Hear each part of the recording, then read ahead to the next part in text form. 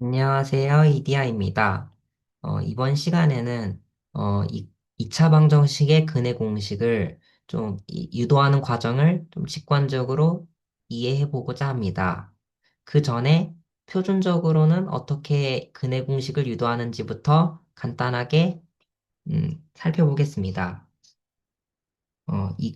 2차 방정식은 바로 ax제곱 더하기 bx 더하기 c는 0, a는 0이 아닐 때를 2차 방정식이라고 하는데 이것의 근을 유도하는 과정은 다음과 같습니다. 먼저 최고차항의 개수 a를 양변에 나눠줍니다.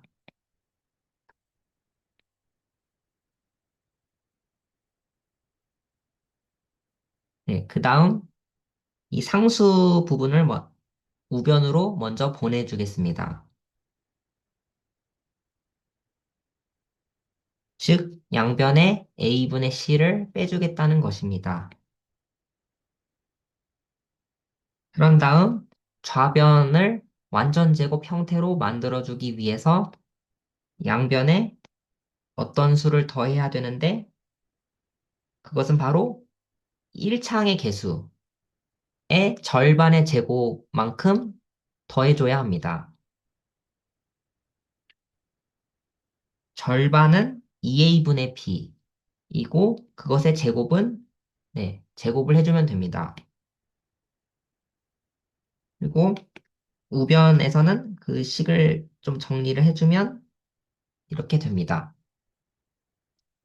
이렇게 되면 좌변은 완전제곱 형태가 되어 인수분해가 되고 우변은 두 분수를 통분해서 계산을 하면 4a 제곱분의 b제곱 빼기 4ac가 됩니다. 따라서 x 더하기 2a분의 b는 플러스 마이너스 루트 4a 제곱분의 b제곱 빼기 4ac가 되고 더 정리하면 x는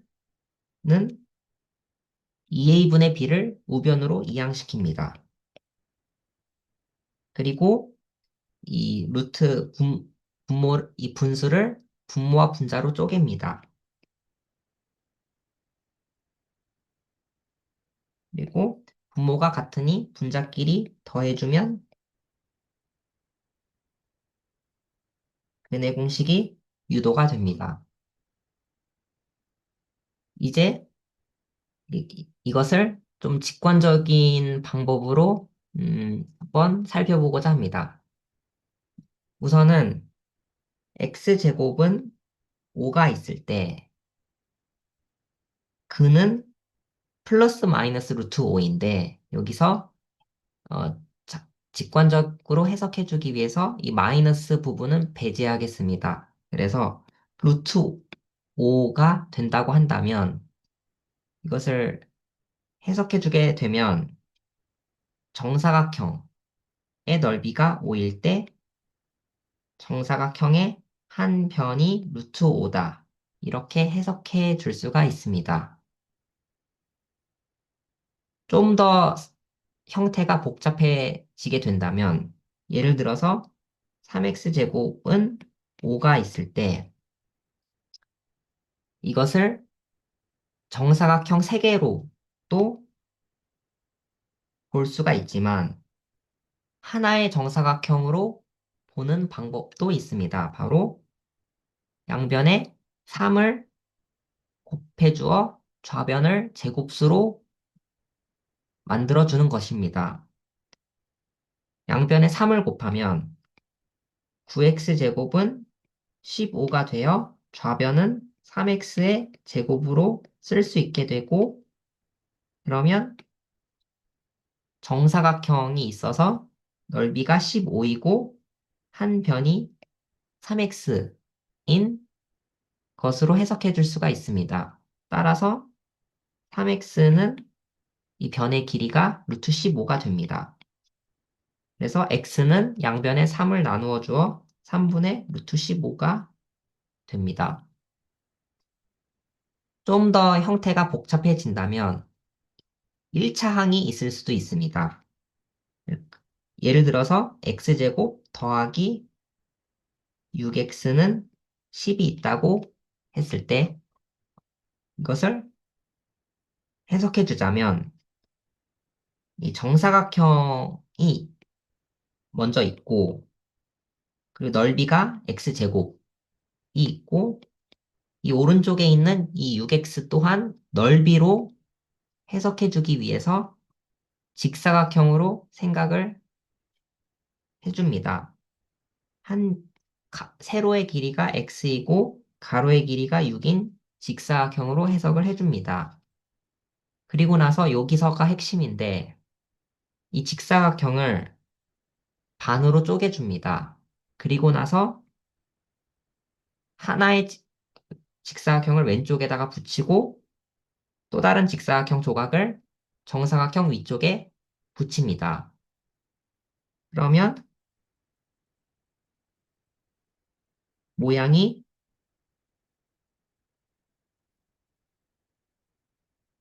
이런 식으로 만들어지게 되고 그러면 여기서 작은 정사각형만큼을 추가시키고 싶을 것입니다. 이 작은 정사각형의 넓이는 9가 되고 즉 9만큼의 정사각형을 추가시키게 된다면 이 전체적으로는 정사각형이 되어 한 변의 제곱은 넓이로 쓸 수 있게 됩니다.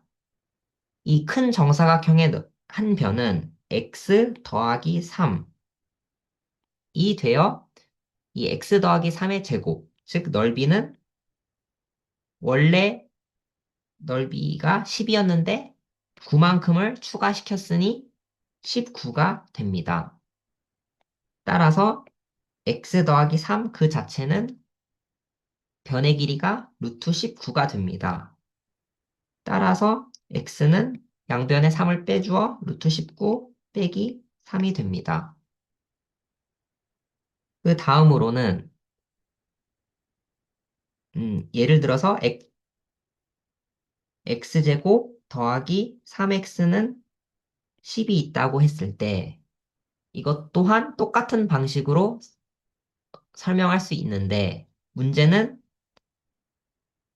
이 3을 쪼갤 때 분수가 된다는 것입니다. 그래서 중간 과정에서 분수 계산이 들어가게 되는데 이 분수를 피하고자 한다면 바로 양변에 2를 곱해서 피할 수가 있을 것입니다. 근데 양변에 2를 곱하면 이 2차 항 부분이 정사각형 하나로 볼 수가 없게 됩니다. 따라서 이 문제를 다 해결하기 위해서는 양변에 짝수인 제곱수를 곱해야 합니다. 그래서 그 중에서 제일 작은 제곱수인 짝수는 4여서 4를 곱하면 문제가 해결이 됩니다. 그래서 4x제곱 더하기 12x는 40. 그리고 4x제곱은 제곱수여서 하나의 정사각형으로 해석해 줄 수가 있게 됩니다. 그러면 하나의 정사각형이 있고 한 변이 2x, 넓이는 4x제곱이 있고 이 12x 같은 경우는 한 변을 2x로 맞춰주고 그러면 가로의 길이는 6이 될 것입니다. 그리고 직사각형을 반으로 쪼갤 때 이 분수가 되는 것을 이렇게 피할 수가 있습니다. 그래서 이 직사각형을 오른쪽 위쪽에 붙입니다.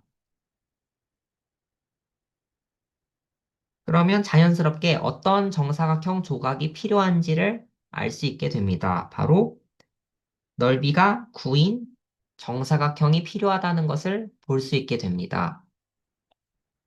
그래서 원래는 4x제곱 더하기 12x까지는 넓이가 40이었는데 이 작은 정사각형을 추가시켜서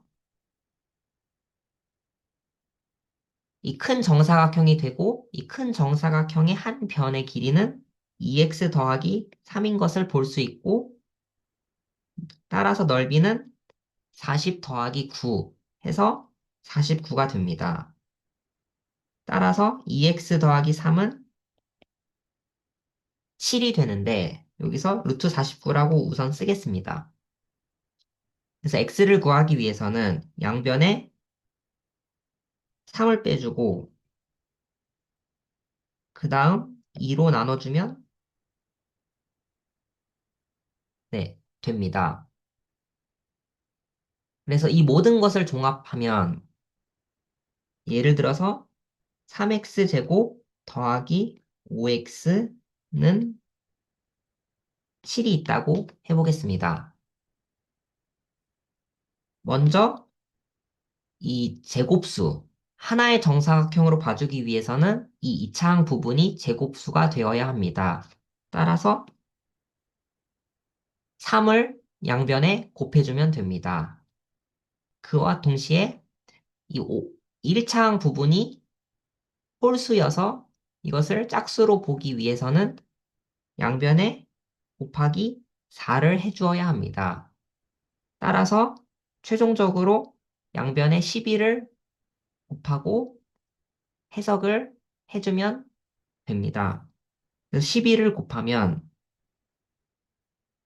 36x제곱 더하기 60x는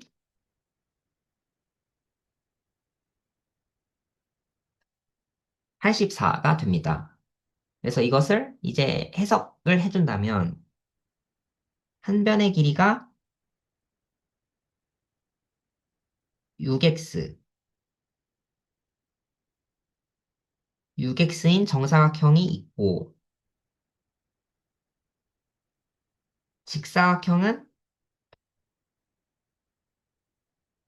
세로는 6x, 가로는 10이 있어서 이 직사각형을 반으로 쪼개서 붙이면 됩니다.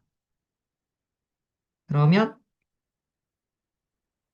6x 그리고 이 길이가 5가 되고 그리하여 작은 정사각형이 필요한지를 알 수 있게 됩니다. 바로 넓이가 25인 정사각형이 필요하게 됩니다. 따라서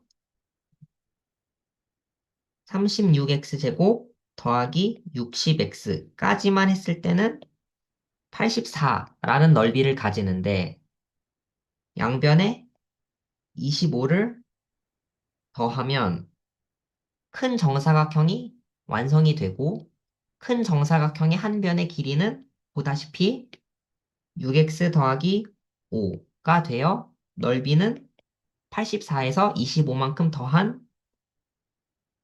109가 됩니다. 따라서 6x 더하기 5 그 자체는 루트 109가 되고 x를 구해보면 5를 빼주면 그리고 양변에 6을 나눠주면 이 근을 찾을 수가 있게 됩니다. 이것을 일반화시켜서 또 한번 증명해 보겠습니다. ax제곱 더하기 bx 더하기 c는 0에서 첫 번째 이 정사각형을 하나의 정사각형으로 봐주기 위해서 a를 곱해줘야 합니다. 그리고 이 1차항 부분이 홀수였을 때는 짝수가 되게 해주기 위해서 곱하기 4를 해주면 됩니다. 따라서 양변에 4a를 먼저 곱해줍니다.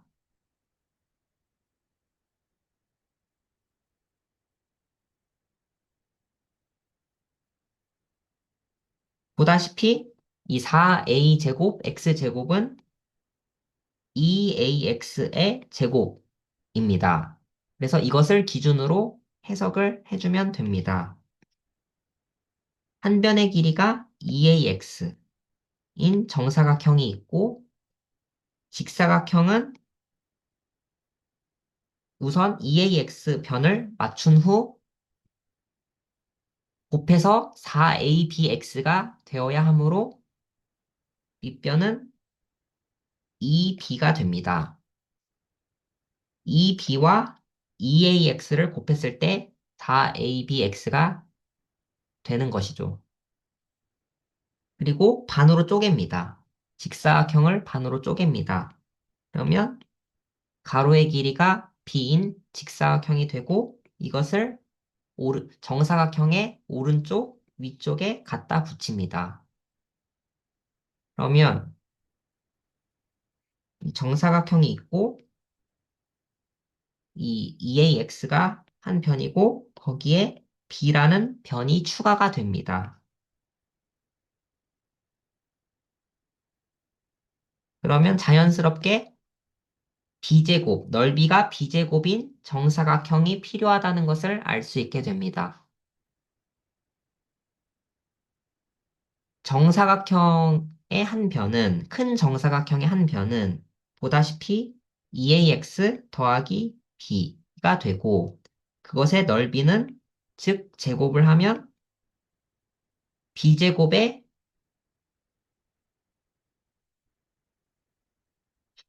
이 4ac를 먼저 오른쪽으로 보내줘야 합니다.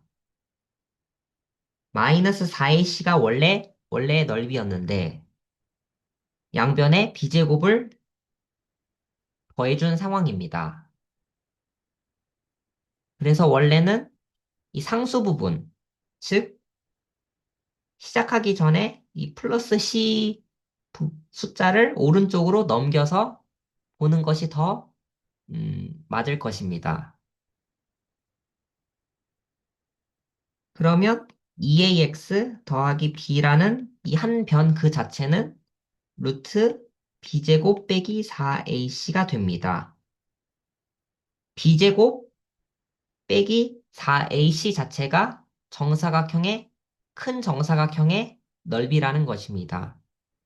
이 큰 정사각형의 한 변은 루트를 씌운 루트 b제곱 빼기 4ac가 됩니다. 여기서 x를 구하기 위해서 양변에 b를 빼주고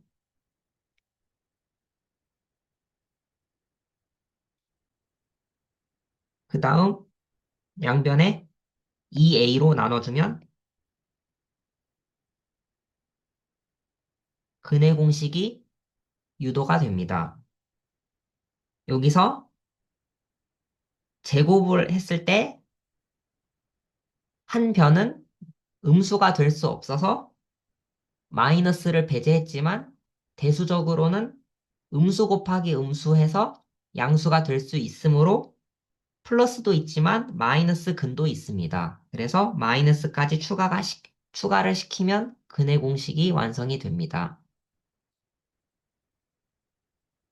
네, 오늘은 여기까지 하겠습니다.